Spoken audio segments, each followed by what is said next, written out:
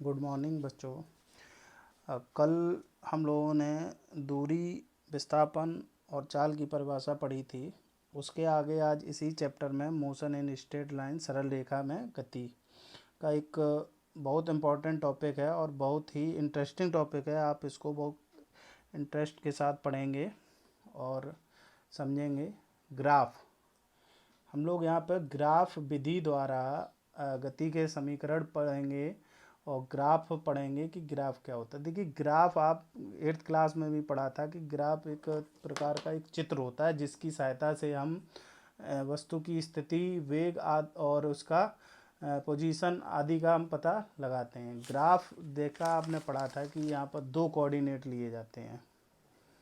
ये एक x coordinate हो गया, दूसरा आपका वाई कोऑर्डिनेट हो गया। ये 2 कोऑर्डिनेट लिए जाते हैं। तो ग्राफ में इन दोनों के बीच में जो घटनाएं जो घटती हैं, जो भी रेखाएं प्राप्त होती हैं एक्स कोऑर्डिनेट और वाई कोऑर्डिनेट के बीच में, वो ग्राफ के द्वारा ही प्रदर्शित करते हैं। जैसे ये एक सीधी रेखा हमने खींच दी तो एक्स और वाई के बीच में ये ग्राफ द्वारा हम ये चित्र, एक लाइन प्राप्त कर रहे हैं। तो इसी को हम बारी से पढ़ते चलेंगे। सबसे पहले देखा, ग्राफ 3 प्रकार के हमें पढ़ना है फिजिक्स में। स्थिति समय ग्राफ, पोजीशन टाइम ग्राफ, फिर वेग समय ग्राफ, वेलोसिटी टाइम ग्राफ, और त्वरण समय ग्राफ, एक्सीलरेशन टाइम ग्राफ। तो देखते हैं कि सबसे पहले लिखा है स्थिति समय ग्राफ। ऐसा ग्राफ जिसमें समय t को x अक्ष तथा वस्तु की स्थिति को y अक्ष से प्रदर्शित करते हैं। जैसे अभी मैंने बनाया, यहाँ पर ये x है और ये y है। तो इसमें क्या है कि यहाँ पर t यानी कि समय, ये सेकंड में प्रदर्शित किया जाएगा, ये ठीक है, और इस x दिशा में रहेगा। और यहाँ पर पोजीशन यानी कि स्थिति को x से प्रदर्शित करेंगे, ये मीटर में किया जाएगा। और इसके लिए ये ऐसे रहेगा, यानी कि नीचे से ऊपर की तरफ जाएगा और ये इस तरीके से जाएगा। तो ऐसा ग्राफ वही यहाँ पर लिखा है कि जिसमें समय t को x अक्ष तथा स्थिति y को y अक्ष पर प्रदर्शित करते हैं। इसमें देखो टॉपिक है कि एक समान गति के लिए स्थिति ग्राफ। अब इसमें एक समान गति के लिए, अब एक समान गति क्या होती देखते हैं कि देखिए, ये हमने यहाँ पर 2 कोऑर्डिनेट लिए, एक x कोऑर्डिनेट हो गया, ये y कोऑर्डिनेट हो गया, x अक्ष और y अक्ष, 2 अक्ष ले लिए हमने। अब होता क्या है कि यहाँ पर 1 second, 2 second, 3 second, 4 second, 5 second.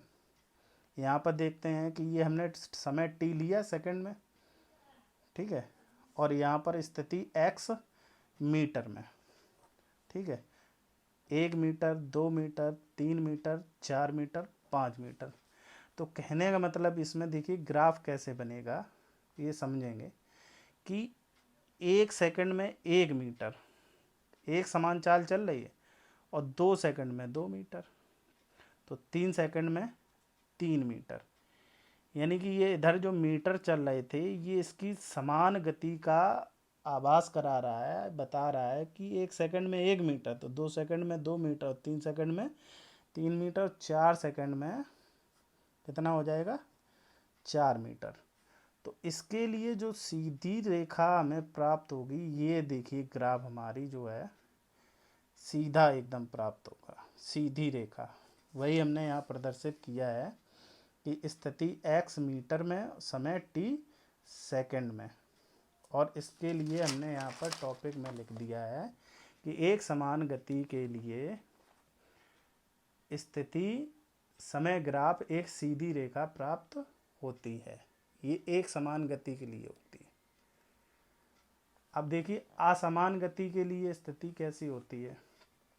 असमान गति में क्या होता है कि इसमें गति जो है वो असमान, यानी कि समान नहीं होती है। कहने का मतलब ये होता है कि ये x कोऑर्डिनेट हो गया, ये y कोऑर्डिनेट हो गया, यहाँ t लिया हमने सेकंड में, यहाँ x लिया मीटर में स्थिति, ठीक है, और यहाँ पर इसकी गति जो है इस तरीके से हो रही है, यानी कि 1 2 3 4 5 second, 1 metre, 2 metre, 3 metre, 4 metre, 5 metre.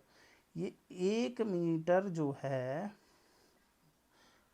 इतनी देर में, और फिर उसके बाद ये 2 मीटर और कम समय में, फिर और ज़्यादा समय में, फिर और कम समय में। यानी कि बोला गया है कि असमान गति, गति इसकी समान ना रहे।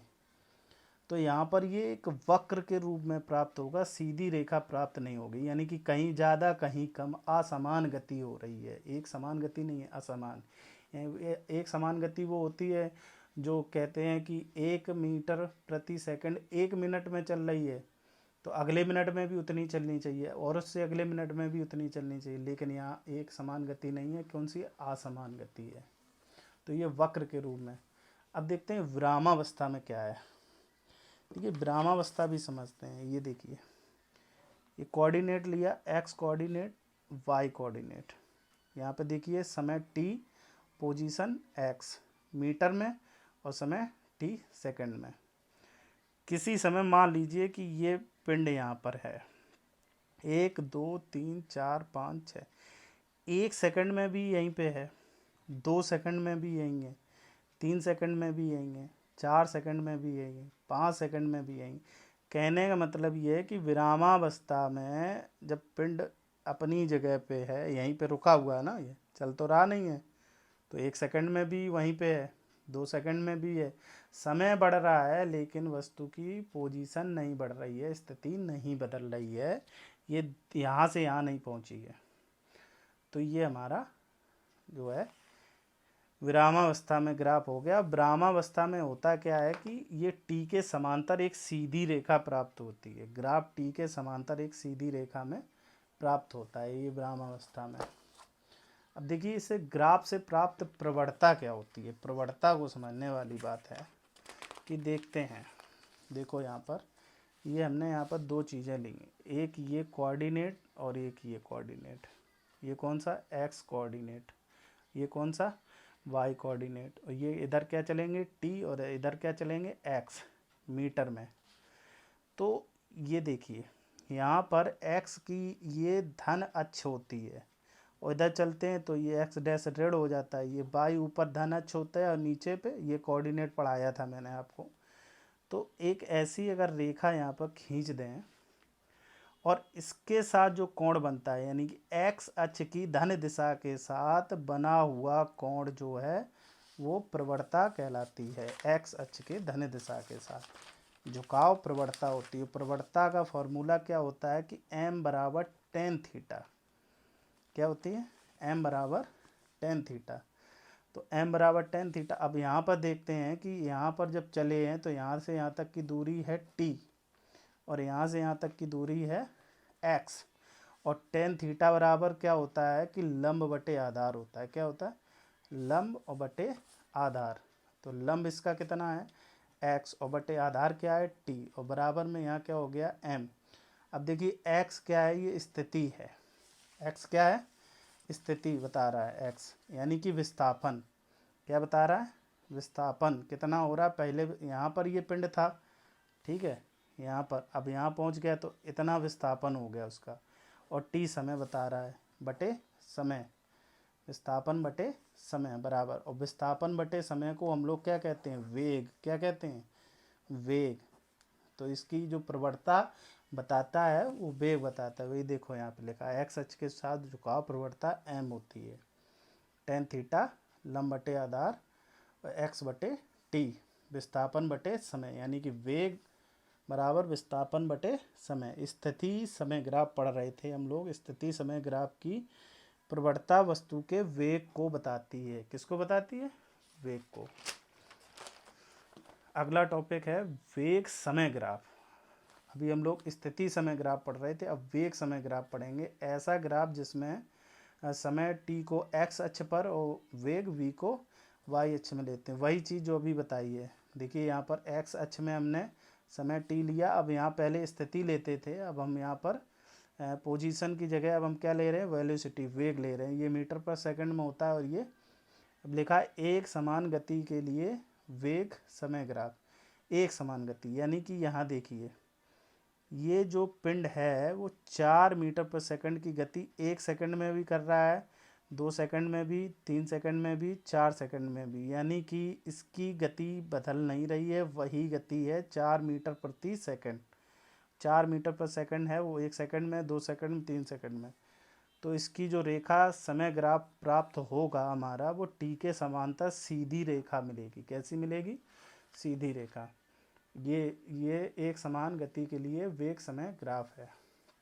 अब देखिए, एक समान धनात्मक त्वरण से, अब धनात्मक त्वरण का मतलब ये होता है कि जब वेग बढ़ रहा हो और एक समान रूप से बढ़ रहा हो, कि यानी कि 1 मिनट में, 1 सेकंड में 1 मीटर पर सेकंड, फिर 2 सेकंड में 2 मीटर पर सेकंड, और फिर 3 सेकंड में 3 मीटर पर सेकंड।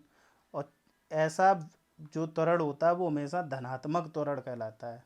अच्छा, वेग इसमें ग्राफ में 2 चीज़ें और होती हैं कि अगर अपवर्ड चल रहे हैं, ऊपर की ओर चल रहे हैं, तो ये यहाँ से दूरी को बताता है, यानी कि दूर हो रहा है।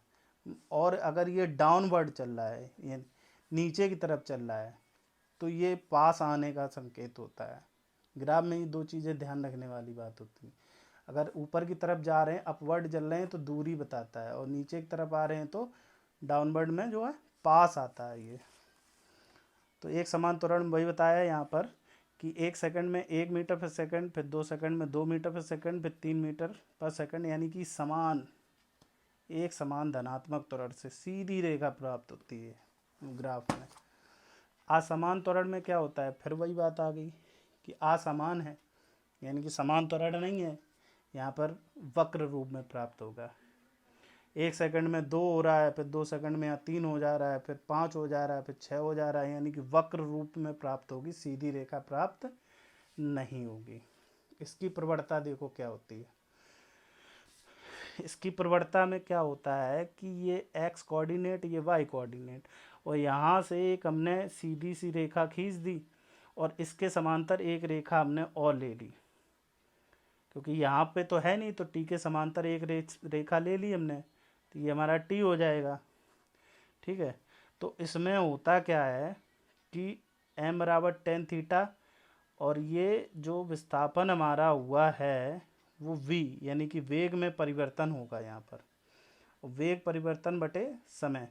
इसकी प्रवणता ये कहलाती है कि मान लीजिए यहाँ पर आपने मान ली, तो यहाँ पर जो थीटा आपका जो जाएगा वो वेग का परिवर्तन, यानी कि अभी यहाँ पर ये वेग बता रहा था v और यहाँ बताने लगा u, तो वेग में परिवर्तन हो रहा है, और वेग में परिवर्तन बटे समय अंतराल, वेग परिवर्तन की दर को क्या कहते हैं? त्वरण।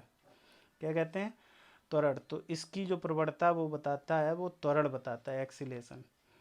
अब इसमें देखिए कि ये x उस पे है, इसकी गति के समीकरण में बहुत ज़रूरत पड़ेगी, इसको देखेंगे जब ग्राफ विधि से पढ़ेंगे। तो यहाँ पर देखो कि ये x अक्ष में t चला और y अक्ष में v चला, तो x और y के बीच में ये जो क्षेत्रफल है, ये इतना क्षेत्रफल ये दूरी को बताता है।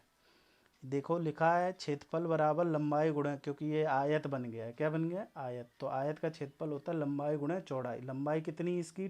t, और चौड़ाई कितनी? v।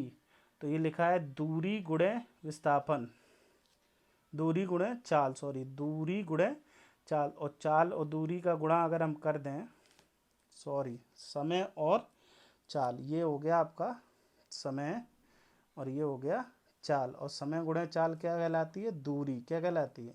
तो क्षेत्रफल इसका जो होता है वो दूरी के बराबर होता है। इसके द्वारा, ग्राफ द्वारा, ये जो इतने एरिया जो कवर की गई है, ये दूरी या विस्थापन के बराबर होता है ये क्षेत्रफल। आगे ज़रूरत पड़ेगी इसकी। त्वरण समय ग्राफ, ऐसा ग्राफ जिसमें x अक्ष को, ठीक है, और तथा y अक्ष में त्वरण। x अक्ष में समय लेते हैं t, और इसमें जो है y अक्ष में जो हम क्या लेते हैं? त्वरण। और त्वरण किस में होता है? मीटर प्रति सेकंड स्क्वायर में, और समय सेकंड में होता है। तो ऐसा ग्राफ जिसमें x अक्ष में समय तथा y अक्ष में त्वरण लेते हैं, उसको क्या कहते हैं? समय त्वरण ग्राफ।